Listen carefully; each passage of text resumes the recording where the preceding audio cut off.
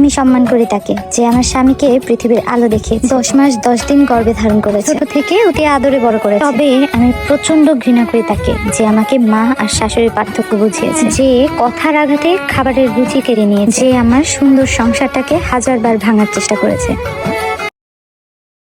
আপনি যতই সুন্দর হন, আপনার যতই গুণ থাকুক, আপনি যতই সুশিক্ষিত হন না কেন, শ্বশুর বাড়ির লোকের কাছে আপনার ভুল থাকবেই।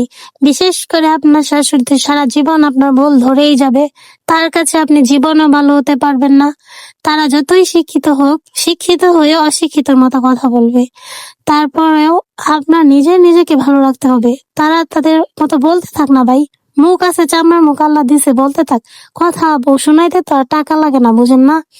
সো নিজেকে ভালোবাসেন, তাদেরকে দেখান না আমি ভালো আছি, তাদের কথায় কষ্ট পাবেন না। মনে করবেন কি যে কুত্তায় তো ঘেউ ঘেউ পায়ের নিচেই করতে পারে, তো ওইরকম। হ্যাঁ।